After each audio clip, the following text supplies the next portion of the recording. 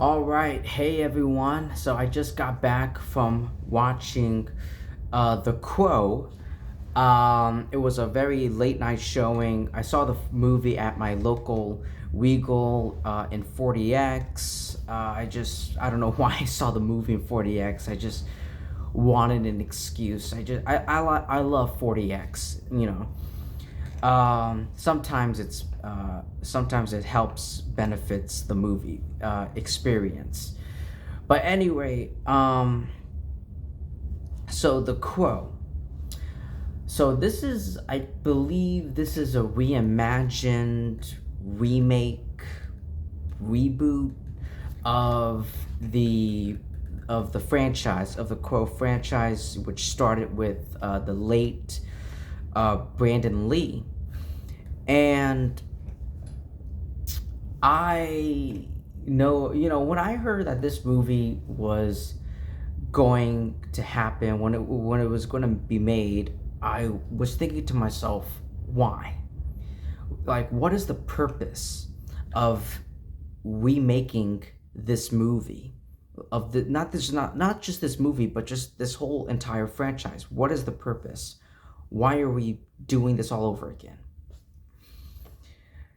I guess it just goes down to just making money. That's it. Just money, making money. That's it. Just an excuse. And this movie is just an excuse. It's just an excuse for exactly that. Just making money.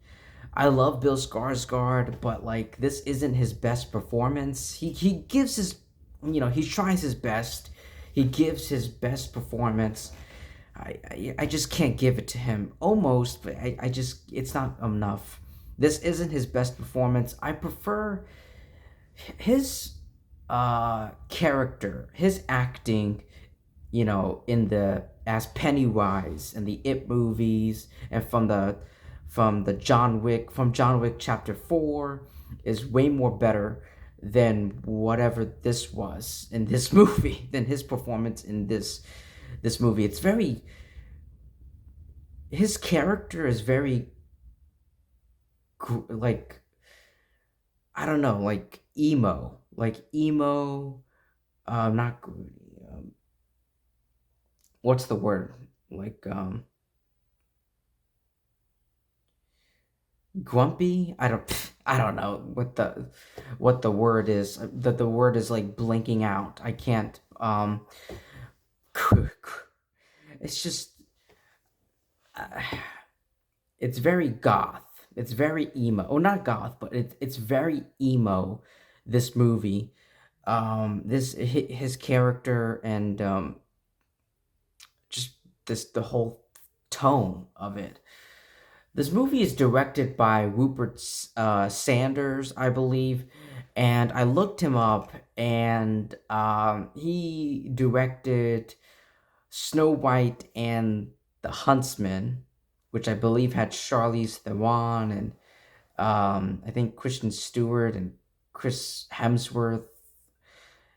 And then he directed the live action adaptation of my second favorite anime movie, which is Ghost in the Shell, which starred Scarlett Johansson, which that movie was very controversial. I still remember to this day how controversial that movie was with you know as someone who loved that anime, the original anime. I was ooh I wasn't triggered, but I was extremely upset with how Rupert Sanders and all the company, the distributor company who made that movie.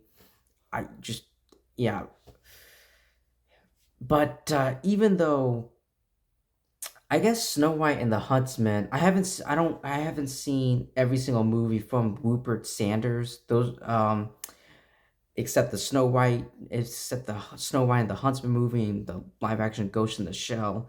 But I believe Snow White and the Huntsman is his most profitable. It didn't get a lot of good reviews, but it did make a lot of money. It did make a good amount of profit. But anyway, yeah, this movie, I mean, what can I say? Like, I don't even know any of the characters' names. I don't even know what's going on. I'm so lost and I'm so confused. Um, Danny Houston is in this movie. Danny Houston, I really do believe Danny Houston is a talented, extraordinary actor. He just needs to stop playing these one-dimensional like characters from like Stryker from X-Men Origin. His character William Stryker isn't that great. And then like the villain from Wonder Woman and now here in The Crow, I just Danny Houston, you need to like I really wish you play characters that is just not just like these one-dimensional baseless caricatures. I just ugh. Uh, the first act of this movie, I was just so guys, this movie is so bad. So bad. The original Brandon Lee Crow movie was very simplistic. It had a simple story. You understood it, and when you watched it, you started to understand. Like you got flashbacks to what happened to him that led him to becoming the Crow, and it didn't like there was no exposition. There was nothing too much. I mean, sure, there might be a couple, few, but exposition, but not like dragging. It didn't drag. Here, like, holy shit, the pacing in like the first 50% of this movie dragged the fuck out. It just kept dragging. And I feel like the reason they Rupert Sanders and Lionsgate or whoever, the writers, the reason was just because they wanted I feel like they wanted to develop these characters and establish a romance and a relationship between Bill Skarsgård and FKA Twigs. I don't know how to pronounce her stage name. Her stage name, musician name, but I'm gonna call her Twigs for short. But it just doesn't work. And I'm gonna give a couple spoilers away. All right, you guys don't really care about that too much. The way Twigs and Skarsgård's characters meet, it's like so random and just so it just plays along with the script. It's like, hey, hey, um, want to hang out? Want to make out? Like it's just like what the uh I'm getting I'm getting a brain tumor just thinking about it. It's like, hey, now let's escape cuz why not? It's just the villains, the antagonists, there's nothing much going on, guys. This really just a lack of pretty much everything in this movie. There's a lack of everything in this movie. I don't know the names of the villains. I don't know the name of the guy who turned Eric, who turned Bill Skarsgård into the Crow when he goes into the afterlife, the railroad area, the astral plane, whatever you want to call it. I don't know him. I just don't know anything. The pacing so I was so bored. I was so this I was so bored out of my mind. I just felt like falling asleep.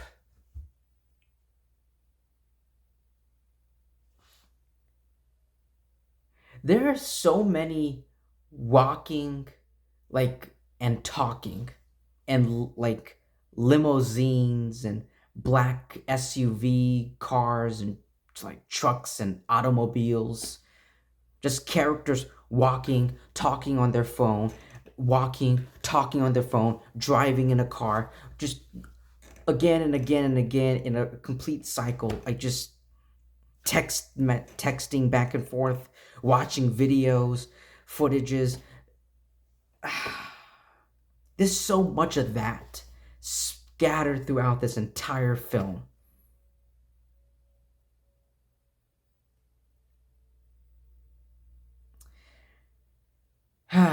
The only thing I liked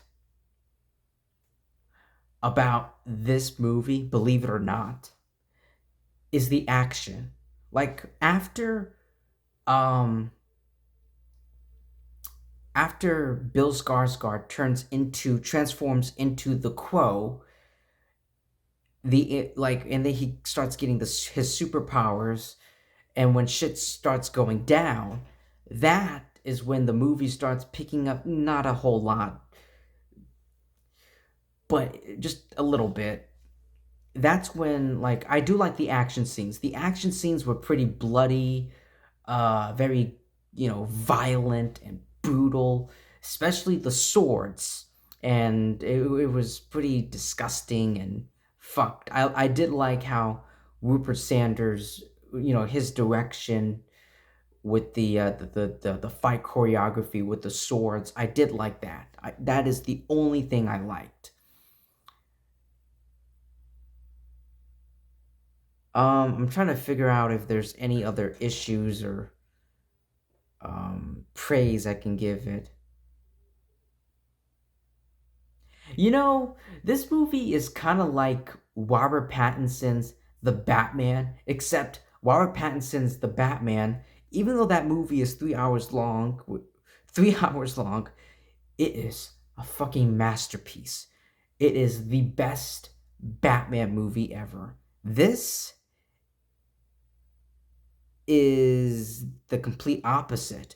Both are emo and gothic. The Crow and the Bat and Robert Pattinson's The Batman are both emo and gothic, but one's better and one's terrible. You guys know which one is which.